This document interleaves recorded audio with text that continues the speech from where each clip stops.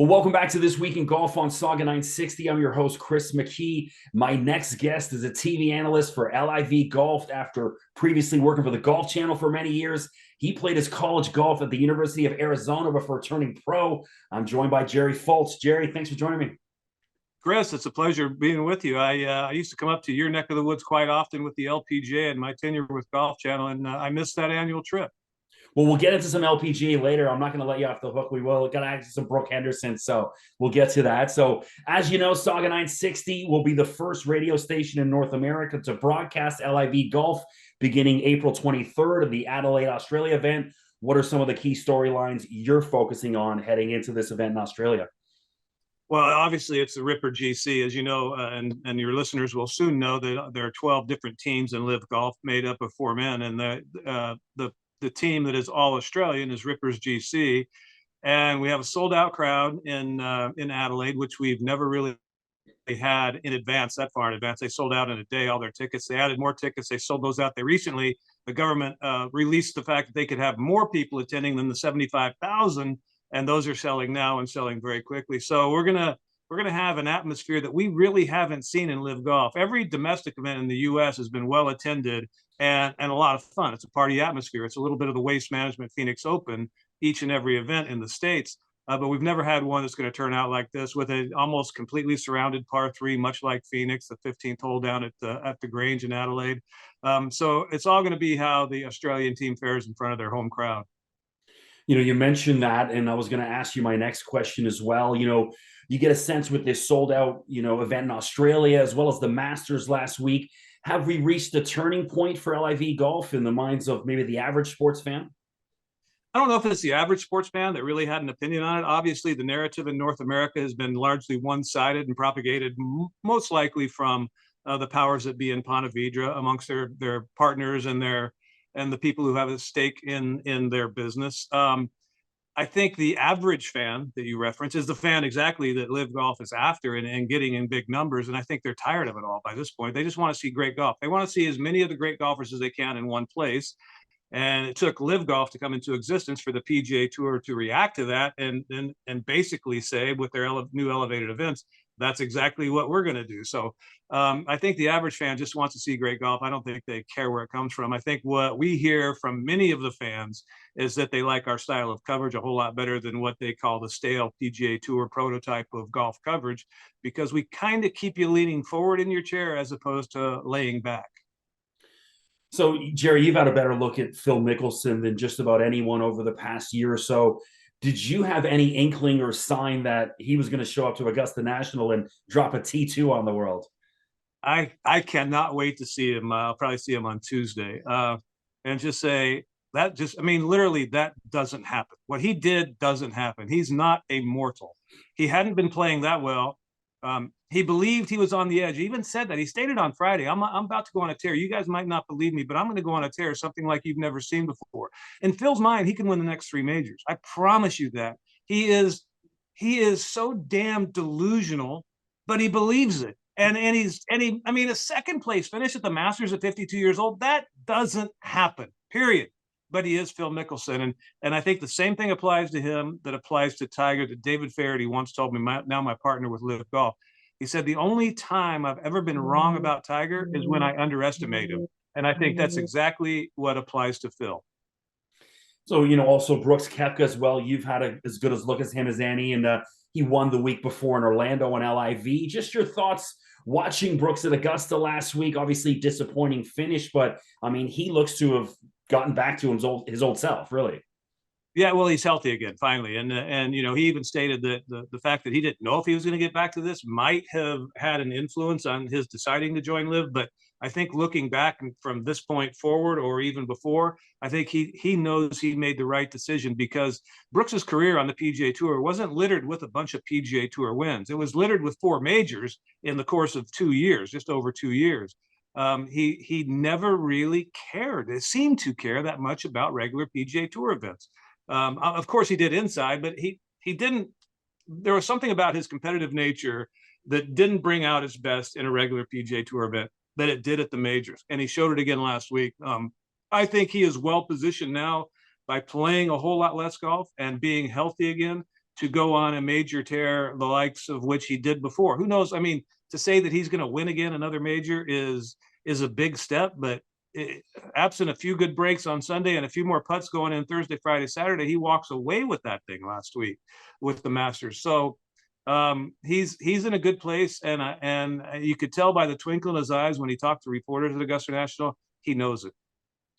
So Chris McKee joined by Jerry Foltz, and LIV Golf analyst. So Jerry, we've been a little bit ahead of the game here in the Toronto area. TV station CHGH in Hamilton, which is just west of Toronto, they had the LIV broadcast from the beginning of last year. So I've been watching it on TV for over the past year. So that's why I was maybe a little bit more interested than some of the people in the US, because just it's the access to it. But it really seems that you and Faraday and some of the other guys on the broadcast, you're having fun doing it. Is that just pros making it look easy and simple, or are you guys really having a good time out there calling the golf? Well, there really isn't a pro broadcaster amongst us. Arlo White is a pro broadcaster. He's a trained broadcaster. And my God, he's the most brilliant I've ever been around in my whole life. But if he ever hears that I said that, I will deny it 100%. He's a soccer guy. He didn't know a thing about golf going in, and you would never know that. I think a lot of it is there's a guy named David Hill who's kind of he would be on the Mount Rushmore of sports producers, if there ever were one, along with a few other dignitaries, which you've heard of. He's an Australian guy and he's an older guy, but he was the one behind Fox Sports taking on football, NFL football in the US. And he always had this kind of belief that golf wasn't televised properly. And so a lot of what you see is his brainchild, along with a guy named James Watson, who's our direct boss, and the guy hired us all and is the visionary. And then the guy who's his boss, a guy named Will Stager. And they all kind of see golf as, like I kind of hinted at it earlier, golf has always been an older kind of, white guy's sport where you lean back in your chair and the wife says you're watching golf again. And they wanted golf to come back to get that younger audience, to get those people that are used to playing video games and used to seeing constant excitement and used to watching NBA and NFL and CFL perhaps. And they want you to lean forward. And so their main focus was on the technology that we use and the pace in which we show golf, but also they wanted the 6 personalities we have on the air, who actually all like each other still, to be a big part of it. And after the very first show we did, where we had no marching orders going in, 0 marching orders going in, they said, you guys had a lot of fun. They said, tomorrow I'll have twice as much. And that has been our only marching order every single day. Today was great. Make tomorrow twice as much fun, because they firmly believe, and I'm starting to believe it, even though I come from a different mold, that if you make the people enjoy watching, they're going to watch longer. A golf commentator can't make somebody watch. The golf makes people watch. The production makes people watch. The air times make people watch. We can't make people watch. We can only make them tune out. And I think what they have stumbled upon is actually working. People are more riveted by the action, and they like the fact that they feel like they're watching golf with their 6 best friends.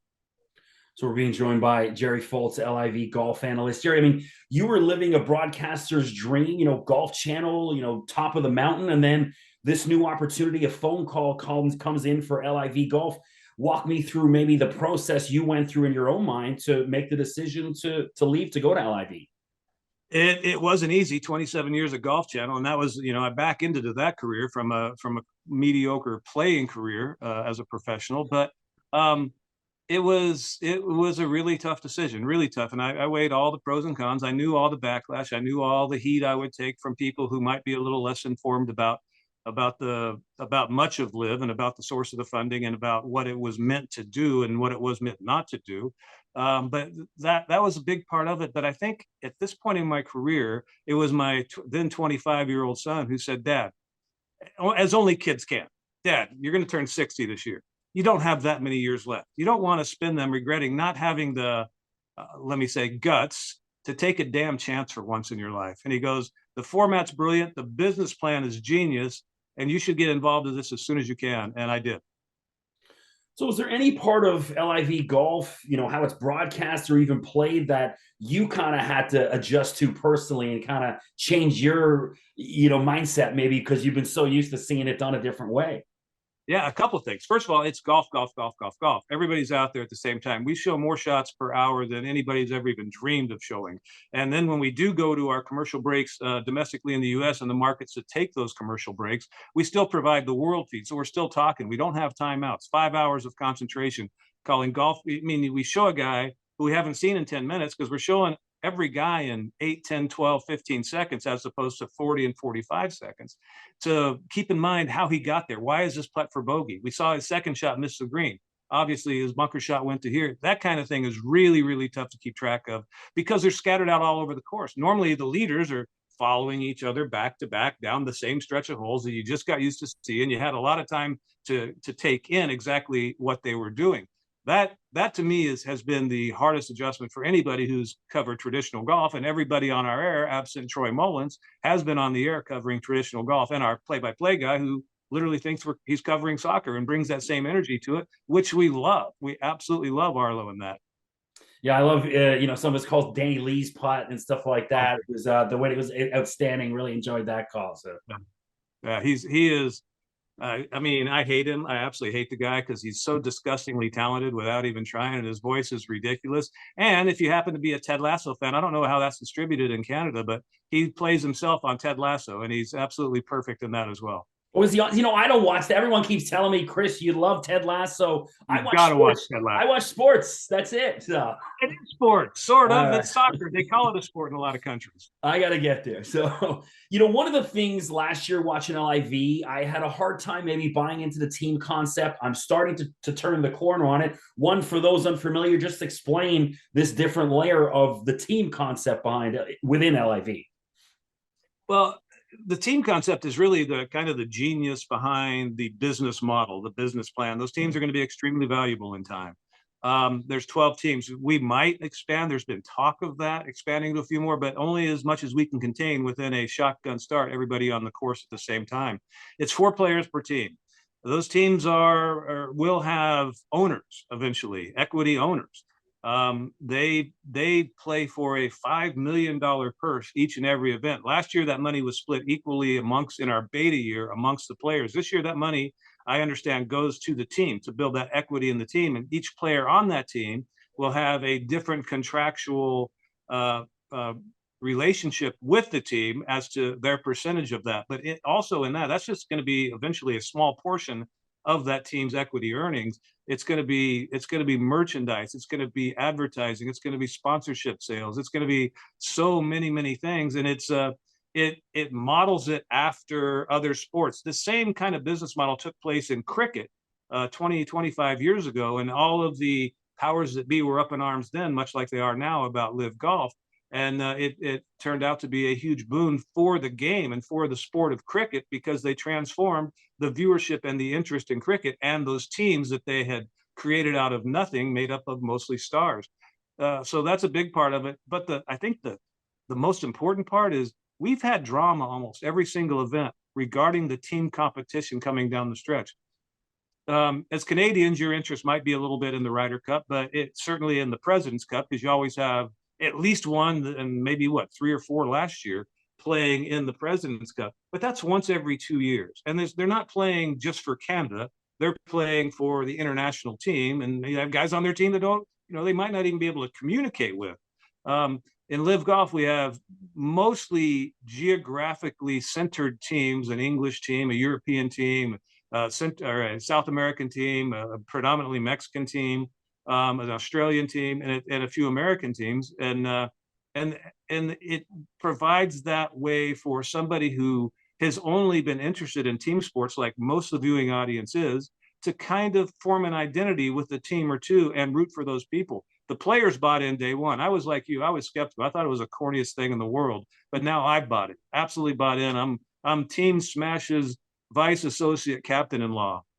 I'm a 4 Aces guy. I love DJ. I got the 4 Aces hat up here. I was going to wear that, but I couldn't do that.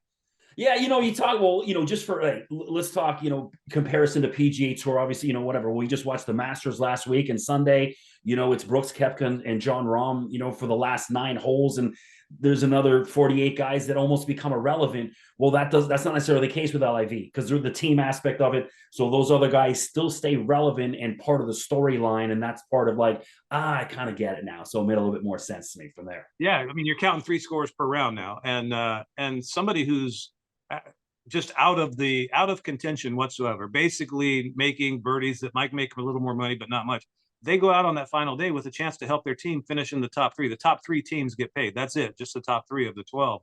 And if they are in a position to do that, they're grinding harder on Sunday with no individual dog in the fight, just to give their team a chance to finish in the top 3 on the podium, as we say, or maybe perhaps get the win. So, Jerry, you mentioned you've been up here to Canada covering LPGA and that. So we here in Canada, Brooke Henderson obsessed. Anything that Brooke does turns to gold up here. I mean, you've had the chance to be around her a little bit. Just maybe your experiences, being around Brooke, watching her evolve into this superstar. I was around Brooke from the very first time she played on a sponsor exemption or as a qualifier. I believe it was, I don't know if it was Lake Merced or if it was Portland, Oregon, when she almost won as a very young player. Brooke, to this day, is my #1 favorite interview in all of golf. I've probably interviewed her 100 times over the last 12 years of following her, watched every single one of her wins except Sahali. I wasn't there for that. She is, #1, an absolute darling of a human being. Just couldn't be nicer. The entire family are just I mean, salt of the earth type people. They'll do anything for you if you're a good person. And but what she has is, and I've said it many times, she's the smiling assassin. There was a tournament when she played in Portland that she did end up going on to win, and I believe it was her first win. When on Sunday I was on the practice tee, the driving range with the players, and you go out there to see how they're hitting it and all that. And Brooke walked up, and the young lady she was playing against in the final group, who was already a proven winner, was hitting balls, and she wasn't hitting it well. And right as Brooke walked by, I won't name the other player, but she hits a shot and slams her club and cusses, and Brooke just kind of held her head down and then walked by and looked up, and I caught a little grin on her face because she knew she had her beat at that moment. She has this killer instinct behind the nicest, most personable young lady demeanor and character that you've ever seen. She's so talented. She's the best driver of the golf ball in the LPGA Tour. When she's putting well and when she's hitting her wedges well, she's almost unbeatable. And that's really hard to say in women's golf. But more important than anything, I just root for her as a person because I mean, everybody absolutely loves Brooke. You guys don't get a monopoly on being Brooke Henderson fans because America has adopted her just as much as you guys have. Awesome. Well, Jerry, thanks so much. I really appreciate your time. So for those out there, where can we find you on social media for those that want to track you down? Well, I don't do the Instagram because I'm too old and I don't understand it. So basically Twitter, and I still have my golf channel handle because for some reason you can't change your name or you lose your so-called whatever the check mark thingy means. So I am Jerry Foltz GC, which now stands for golf commentator. Well, don't forget, you're going to get to hear Jerry right here on Saga 960 starting Sunday, April 23rd as part of the LIV broadcast. So, Jerry, thanks so much for joining us. Really appreciate it. Hey, I think on behalf of everybody, we're excited that you guys took the chance and are going to be the first in. There's going to be a lot of people in your game soon. You guys were the first. So big step for you guys, and we really appreciate it. Thanks so much, Jerry. Appreciate it.